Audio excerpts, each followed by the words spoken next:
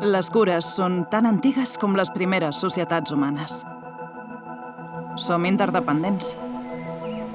Les infermeres sempre hem acompanyat a les persones durant els moments més vulnerables de la vida, però la nostra professió ha sigut poc valorada i desconeguda durant molt temps. Pels pobles primitius, la malaltia tenia un origen sobrenatural i es tractava amb remeis naturals i rituals. Durant les primeres civilitzacions es va començar a investigar i exercir la medicina, i en l'àmbit domèstic, les cures les realitzaven dones i esclaus. A l'edat mitjana, la infermeria era més caritat que sanació. Es tractava de realitzar bones obres, cuidar els més necessitats per guanyar-se el cel.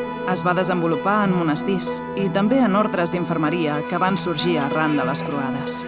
Fora de l'església, la practicaven llevadores, dides i curanderes. Com que pels poders dominants les pràctiques infermeres suposaven una amenaça, van vincular-les amb la bruixeria.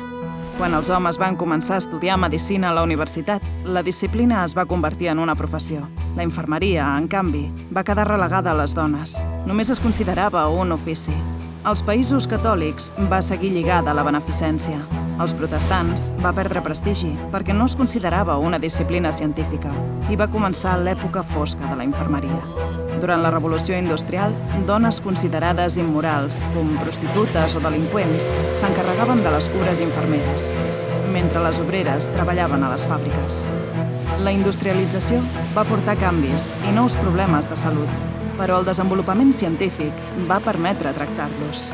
Es van crear els primers hospitals moderns, la salut es començava a considerar un dret universal i la infermeria es va professionalitzar amb les escoles tècniques de formació.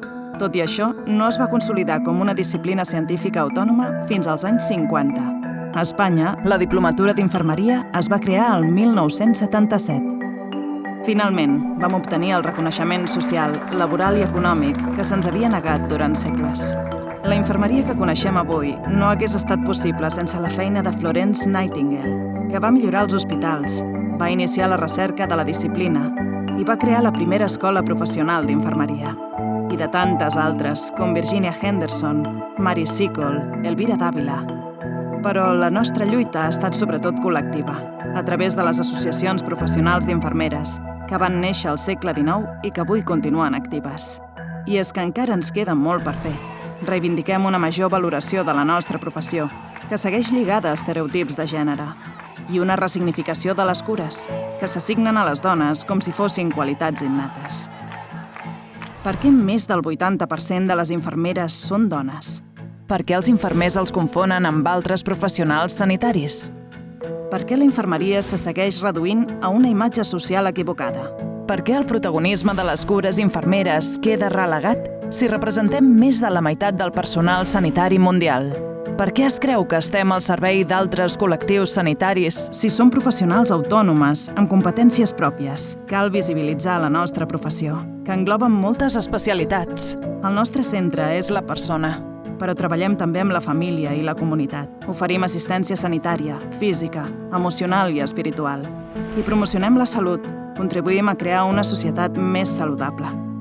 Les activitats de les infermeres varien segons el lloc de treball, l'especialitat i el tipus de pacient.